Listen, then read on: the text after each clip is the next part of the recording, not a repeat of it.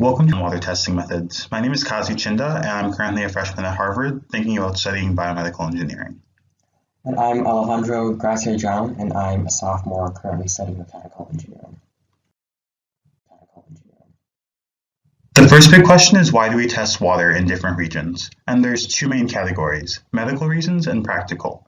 Under medical reasons, bad water sources can lead to diseases and organ damage. And under practical reasons, even if the water isn't causing medical problems, if there's qualities such as high hardness in the water, it can lead to a bad taste or an off color, which prevents individuals from wanting to drink it.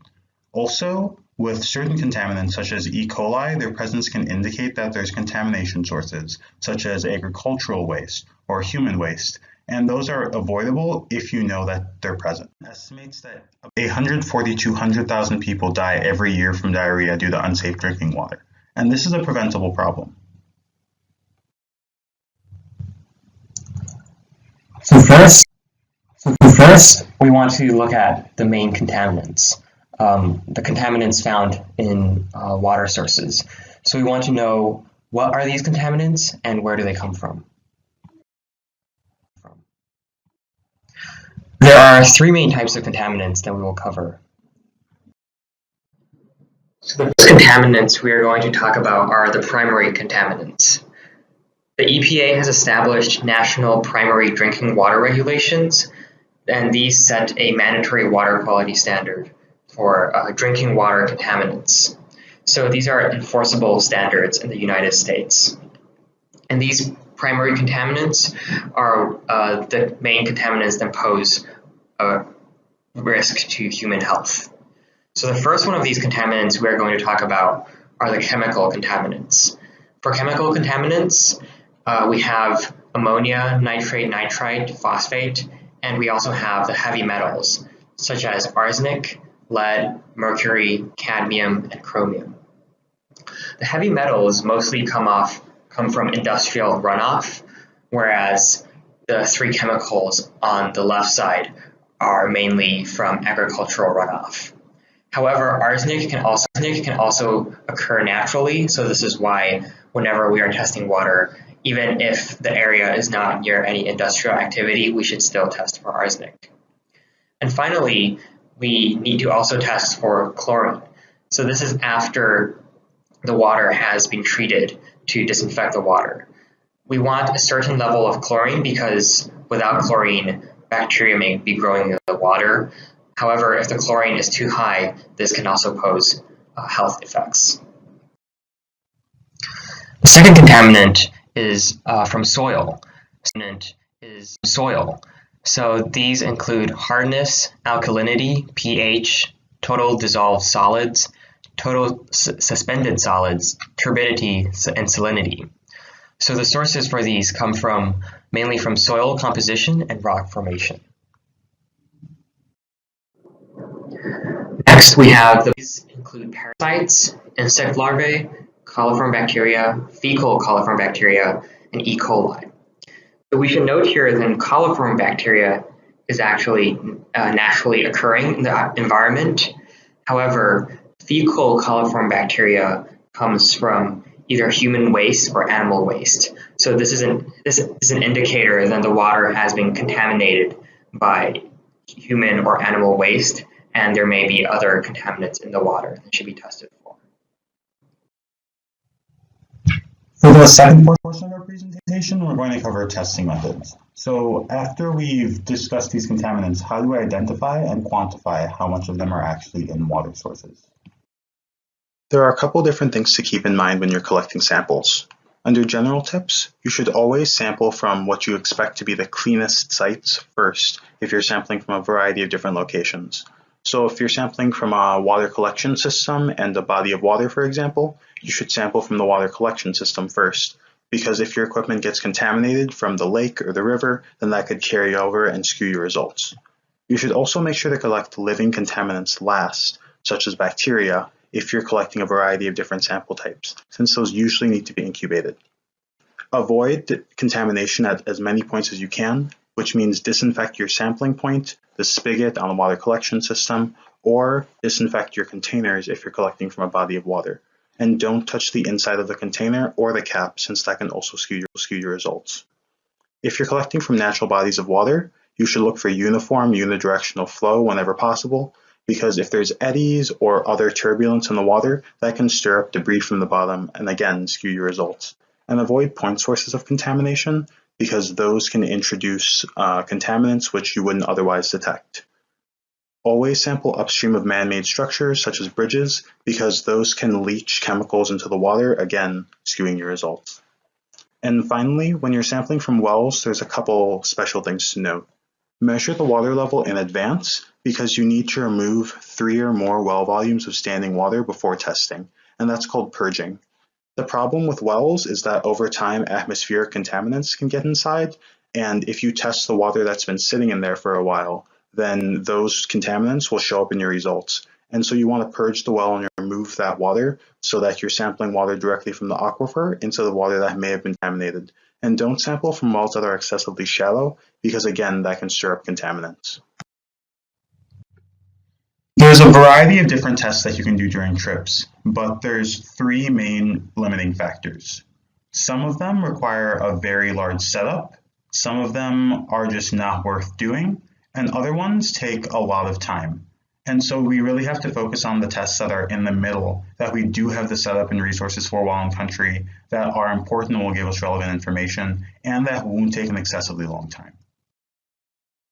The first source of contamination that we test for is chemicals, and that's because, again, these can lead to a variety of health complications when ingested. We test for chemicals using test strips, and the basic premise is you take the strip, dip it in the sample, and after a few minutes you compare the color that the strip has changed against a chart. Hotch has some 5-in-1 test strips which can cover free chlorine, total chlorine, pH, and some things from the next slide, and they also have individual test strips for a variety of different chemicals. To test for soil contaminants, you can use test strips. As mentioned from the previous slide, Hotch's 5-in-1 cover alkalinity and hardness. And you can also use individual test strips for things such as salinity. Another useful piece of equipment is a turbidity tube, which allows you to measure turbidity, or how many suspended solids are in the water. It's best to think of this as the water's murkiness. And so you use a graduated tube, which has a mark at the very bottom, and you pour in water continuously until you can no longer see the mark at the bottom. If it's very murky water, then by the time that you've reached the 300 line, for example, you might not be able to see the X at the bottom, but if it's crystal clear, you can fill the tube up almost all the way without. These are a variety of common contaminants that we've tested for in the past. It might be a good idea to print this table out. Most of these are agricultural contaminants, such as ammonia, nitrate, phosphate. And if you're in an agricultural area or doing an agricultural related project, you should make sure to test for these. As noted earlier, if you're in an industrial area, you might want to test for heavy metals instead. And if it's anything to do with drinking water, biological is always a very good idea. This table lists the acceptable results for all the different contaminants and some potential sources. So as you can see, most of them come from manure, fertilizer, sewage, things resulted to agriculture, but hardness comes from soil composition. And while it won't cause any health effects, it's important to know that the taste of the water will be influenced by that, and so community members might not want to drink it. You can feel free to look at the remainder of the table for specific health effects of different compounds.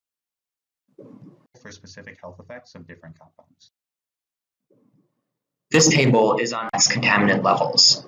Secondary contaminant levels, as listed by the EPA, are not crucial to test for since they do not cause significant health effects.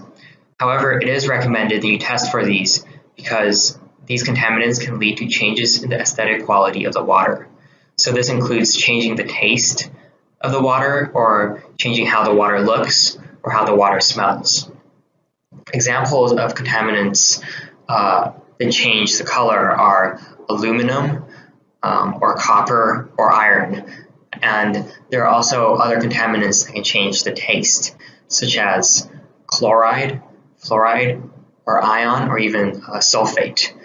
And there are also other contaminants, but all of these change the aesthetic quality and can make the water very unpleasant, especially if you are going to be drinking this water. Next, I want to talk about microbial contamination.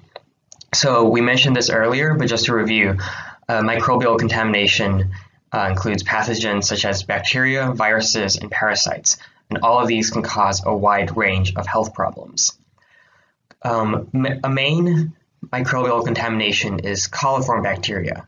So coliform bacteria does not always cause illness.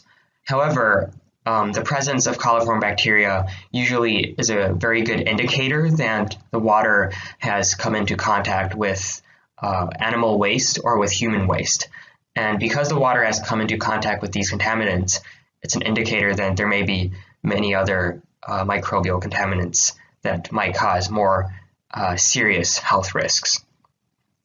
So just a side note, along with measuring for coliform bacteria, as mentioned earlier, you should also measure for turbidity because pathogens can be absorbed into suspended particles, and this might shield them from disinfection. So along with measuring microbial contamination, you should also measure for turbidity, and if you disinfect the water, after disinfecting it, again, test for the chlorine levels. So it's impractical to analyze water for every individual pathogen, every individual possible microbial contaminant. So this is why we either look at some main contaminant like E. coli, or we look at an indicator species such as fecal coliform bacteria. So for measuring coliform bacteria, there are some more accurate methods such as multiple tube fermentation or membrane filtration methods. I've listed some on the left, but all of these, at least for a portable kit, because they require very specialized incubators and tubes, even the cheaper models can cost around $2,000. So a cheaper but more specific, more limited test is to test for E. coli with plates. So for this, we would take a small amount of water, possibly 100 milliliters, and swish it around the disc, and then incubate at around body temperature for 1 to 2 days. And then afterwards, we would count the colonies per this 100 milliliters of water, and we have listed in the table in the square the different amounts of colonies and what they indicate.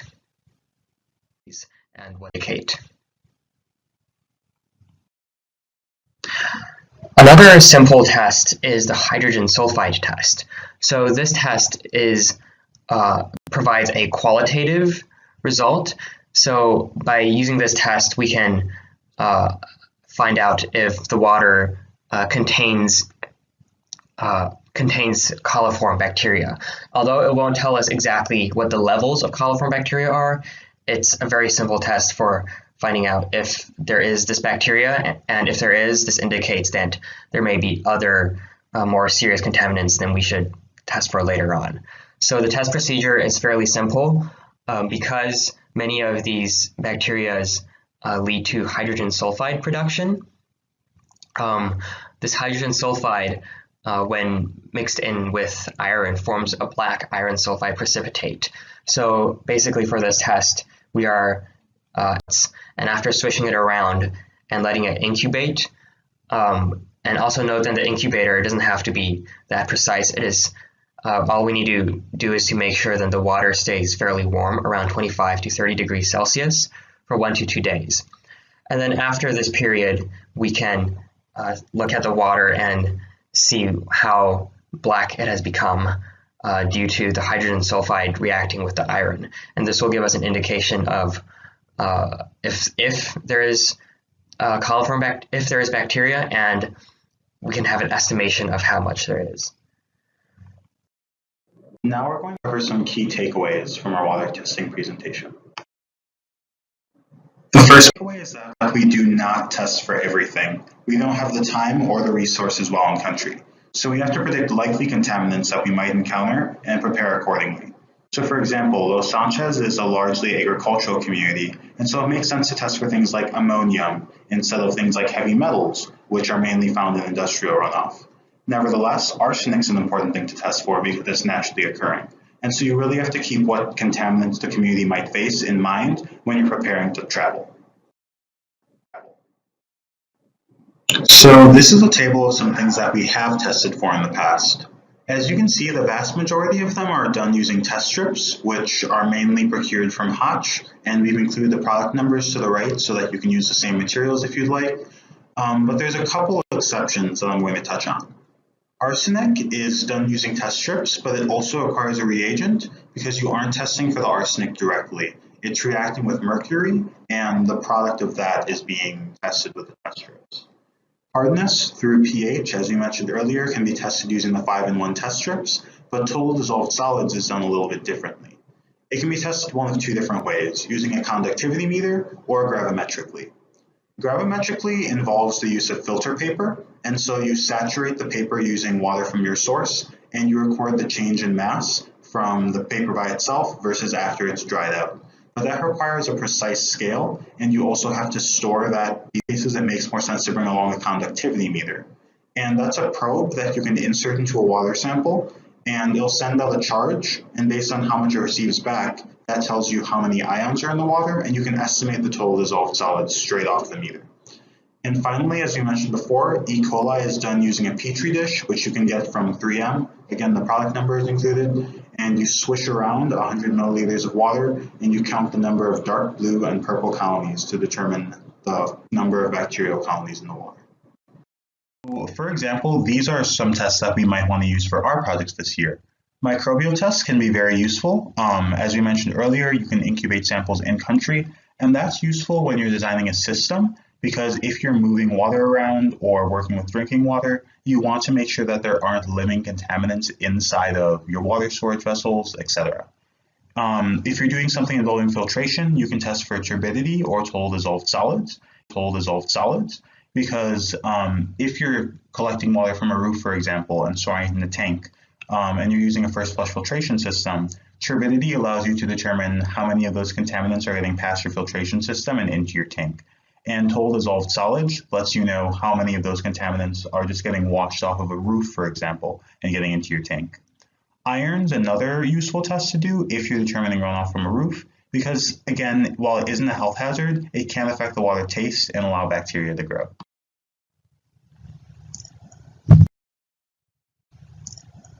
Finally, we need to understand that these methods we covered just now, we are currently using quite a few of them in our project, in the team's projects in Los Angeles and Mukutani, but these methods are also extendable. These can be used in many different areas around the world, especially areas that lack sources of clean water or are suffering from droughts. So these methods are very useful for testing if the water is suitable for drinking and for avoiding other adverse health problems.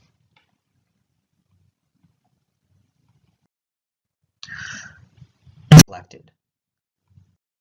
And water should be clean no matter how it gets piped. And water should be clean no matter where it gets stored. And finally, water should be clean no matter where it comes from. Testing for water is very important because water testing lets us make sure that water stays that way. It lets us make sure that it stays clean. I'd like to say thank you to all of these different sources for the background material that we use. And if you have any questions, feel free to submit them to us at harvardewb.org. Thank you.